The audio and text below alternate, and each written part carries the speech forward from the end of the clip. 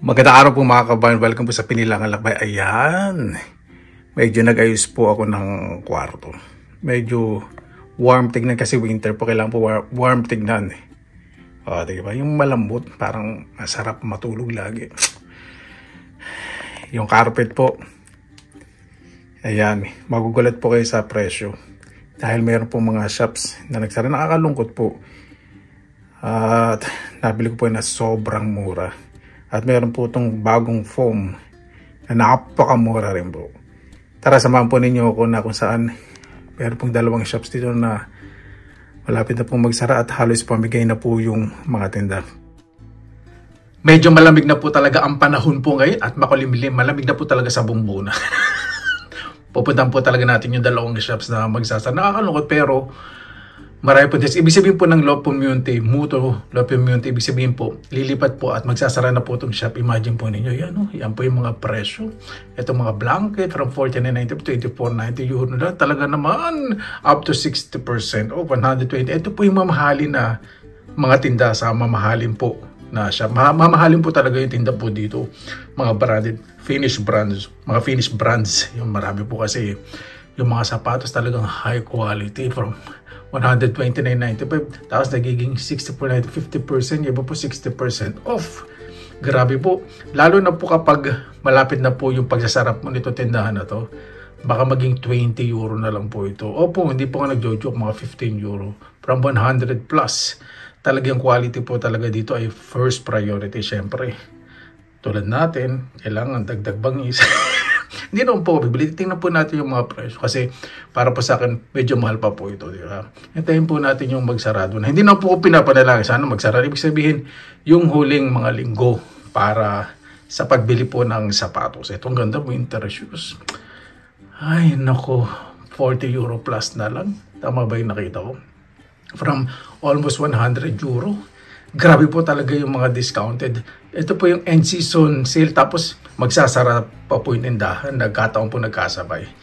Ito mga minus 60% off from 249 euro, 120 euro. Kasi ito po talaga yung jacket na hindi giginawin kapag ang temperature ay mga minus 25. Totoo po.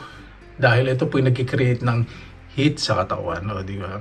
Maliban na lang kung pakikipagkawit-bahay kayo, magbibigay ng init, hindi chismis ay. Love Community, ibig sabihin kakikipoys, ibig sabihin po talaga, magsasarado na po kakikipoys, lahat po ay talaga ibibenta na. Iba merong buy one, tapos may giveaway, iba libre po pinamimigay, lalo na po yung mga maliliit na items.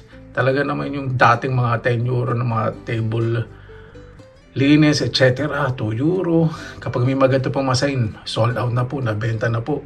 So, babalikan na lang po ng mga nakapunta na may mga upuan, 30 euro. Nung pinatahan ko po, ito mga 100 euro plus po. Ang gaganda po. Ito pong foam po na to, binibenta lang po sa akin ng 10 euro from 100 plus euro. Binigay po sa akin, syempre, naka-plastic. O, di ba? Ibang klase po, ano? Ito po mga kabayan. Ang presyo po nito dati, kunin po ng 200 euro. Ngayon, 20 euro na lang kasi shutdown na.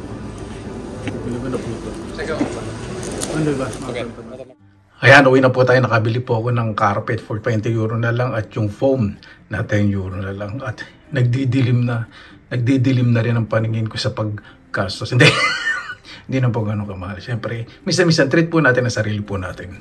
Ayan po mga kaubayan. Kung pagsasamahin po yung original price po pala nito, chinek ko. Mahigit 200 euro po kung pagkasamahin po dalawa po na to. Kasi ito yung original price po nito 80 euro plus. Discounted na po yun pero original price 100 plus. Ito 100. So mahigit 200 euro nga po pala talaga. Ito 3 euro na lang yung protection sa mga ilalim ng silya para hindi magasgas yung sahig. So pakikita ko pa sa inyo yung resibo. Baka sabihin, no? Kung gumagawa ka lang ng story, nasa na resibo ito. Pakikita ko sa inyo buruha. Sabihin. Ito yung resibo. Ito ko sa inyo.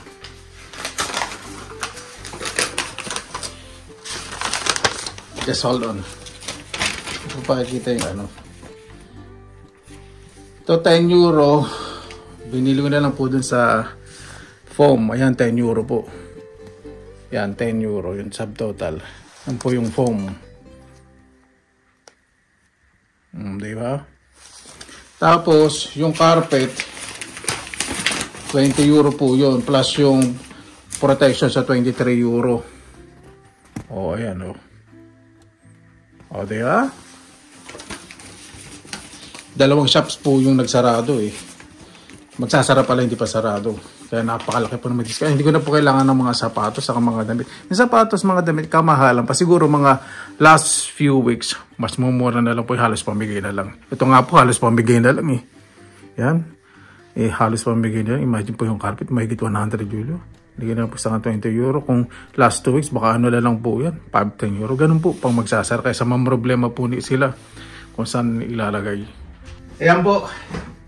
Ayusin ko po ito. Sa mga nagsasanong, kuya, bakit may carpet tong ano mo, bedsheet? Hindi po ito carpet, manipis po ito na bedsheet. Pang winter, pang mayaman. Ayusin ko, kasi itong carpet nito masyadong maliit dito. At yung mga makukulay na nasa background, medyo tatanggalin ko po, ayusin ko para maging soft yung feeling. Yung parang pag gusto mong dumaib na lang sa malambot na kama o kasi yung kwarto yung sarap matulog, sarap mamahinga. Upo mo na to.